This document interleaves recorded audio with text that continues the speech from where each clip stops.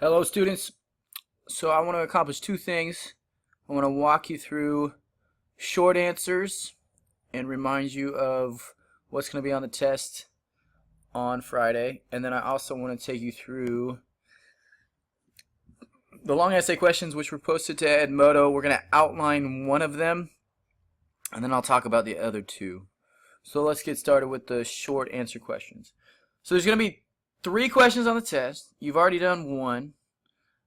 Each question, even though they're graded out of 3, I'm going to make them 5 points. So that's a total of 20 points for the short answer section.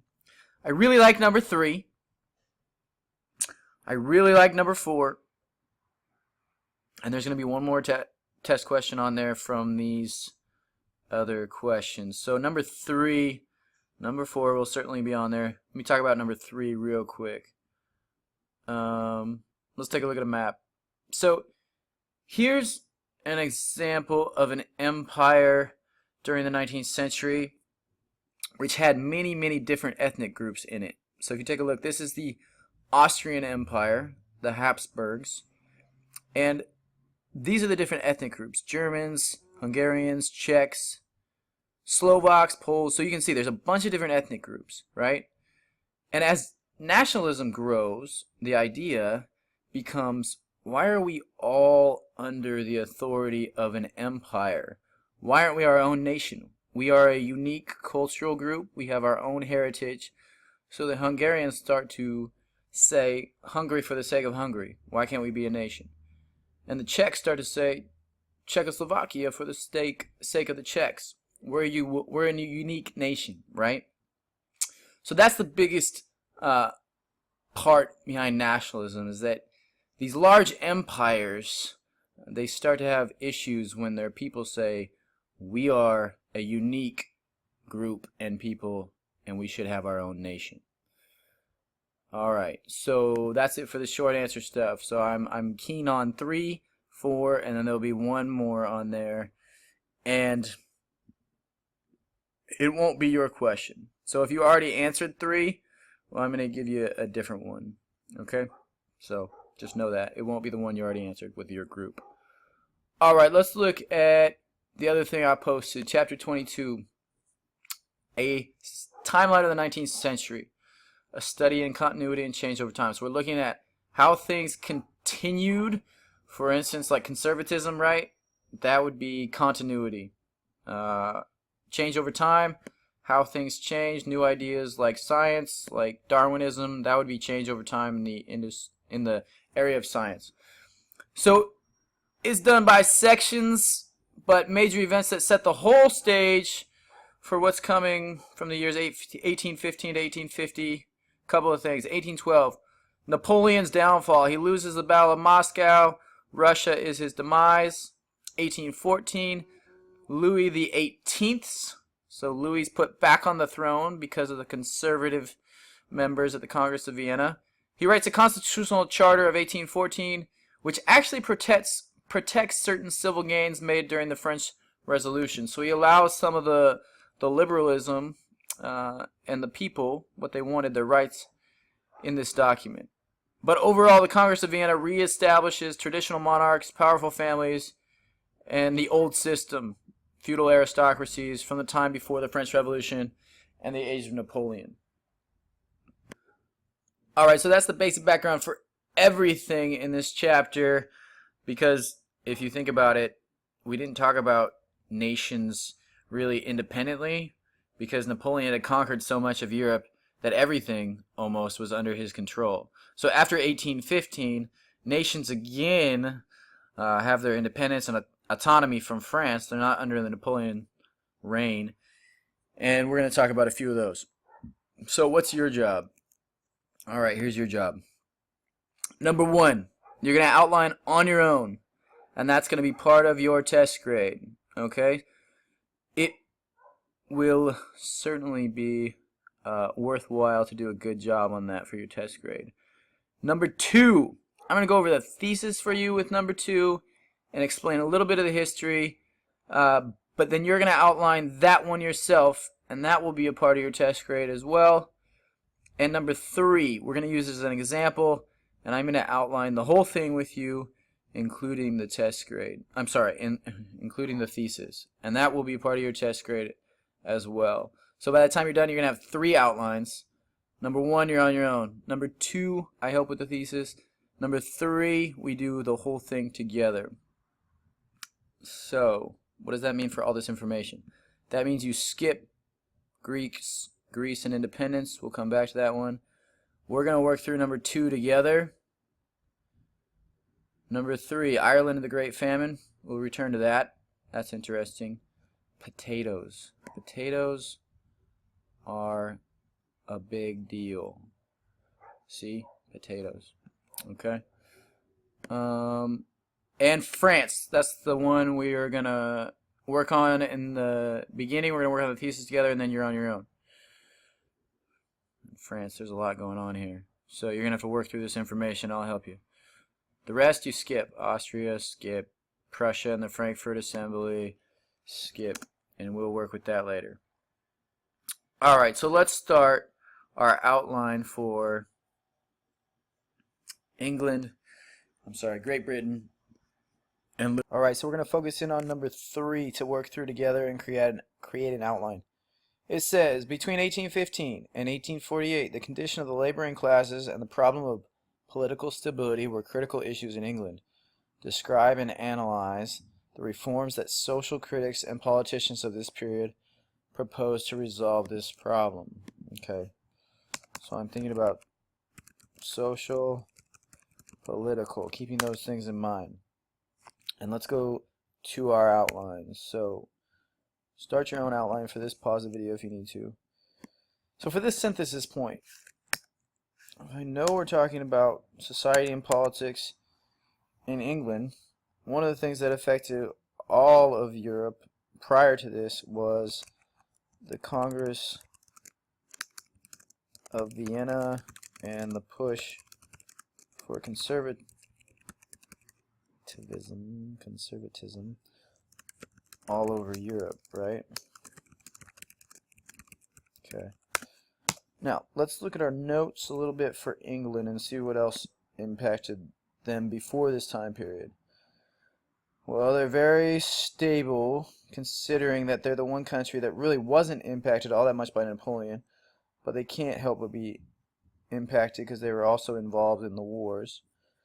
One of the things that was really important is that by the 1780s, ideas of liberal reform emerged, but French Revolution scared everyone until the 1810s in England. So, I want to connect to French Revolution and the stunt of liberalism because of French Rev and Napoleon. Okay, if I can do that, I'm going to get my synthesis point right there. Okay, then my thesis. Okay, I need to think about 3 categories. So I've gone through and worked through the material already because it's easier that way. And you would have this information normally too. But here's a short timeline, and I'll basically explain what's happening. In England, there's these things in 1815 called the Corn Laws. Alright, so corn, like that, yes. And corn was controlled by the rich, the aristocracy. But it was very important because that was like bread in France. That was their grain. So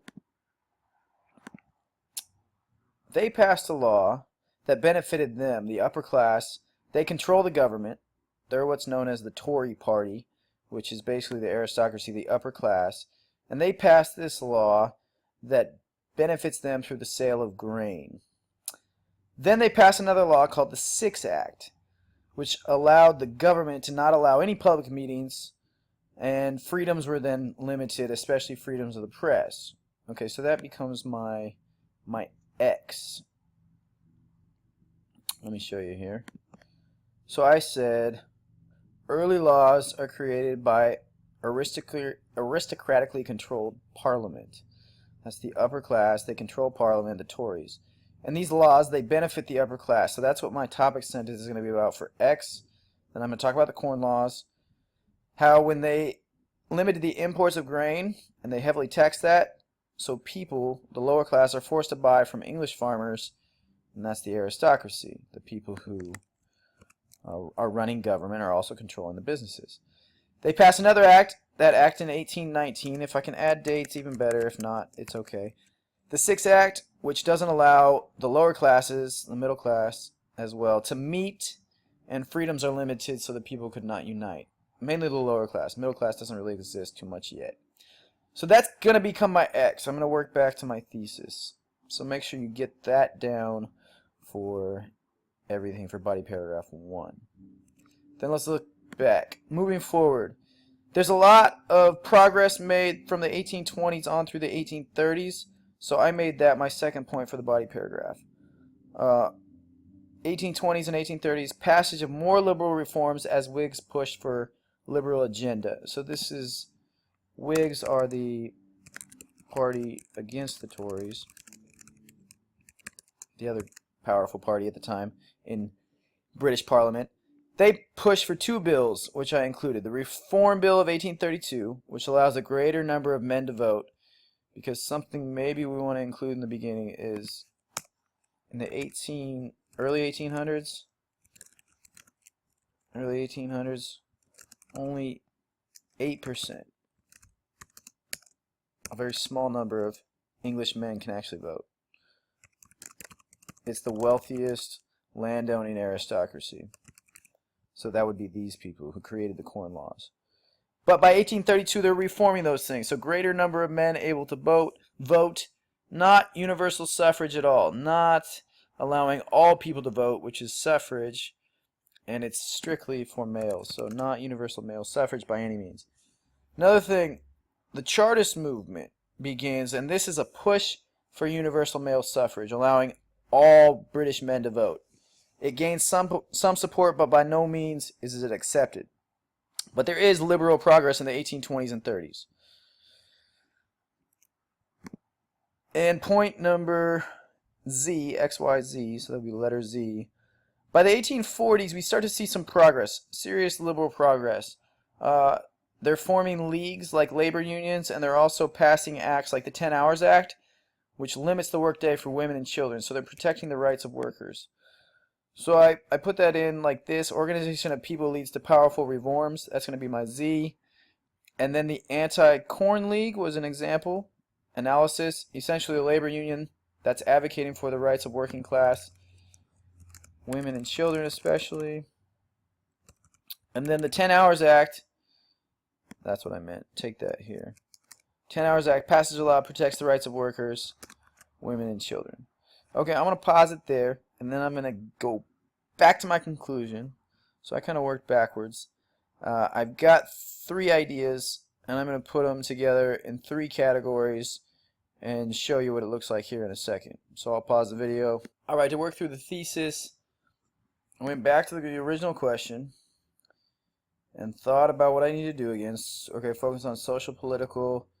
Describe and analyze the reforms that social critics and politicians of this period proposed to solve these problems. And then I kind of looked at my 3 categories. Early laws passed by aristocratically controlled parliament, 1820s and 30s, passed more liberal reforms, and organization of people leads to powerful reforms. And I came up with these ideas that operate as just one big sentence. So, early political reforms in the 1800s directed the problems the working class faced were mainly conservative and involved the aristocracy trying to keep control. Claim number 1. Mainly conservative and involved the aristocracy trying to keep control. That's all about paragraph 2. However, by the 1820s and 1830s, liberal reforms began to take shape as political parties worked to include the rights of the growing working class. So we see liberal form, claim number 2, taking shape as political parties like we talk about with the Whigs try to include the rights of the working class. Alright, then we get to this final one, The reform movement had gained momentum as seen through the passage of laws that benefited, that should be the working class. And that is going to be the operating thesis. So hold on one second, I got 5. Alright, thank you very much for watching. See the video, see Edmodo real quick for further directions. They're important.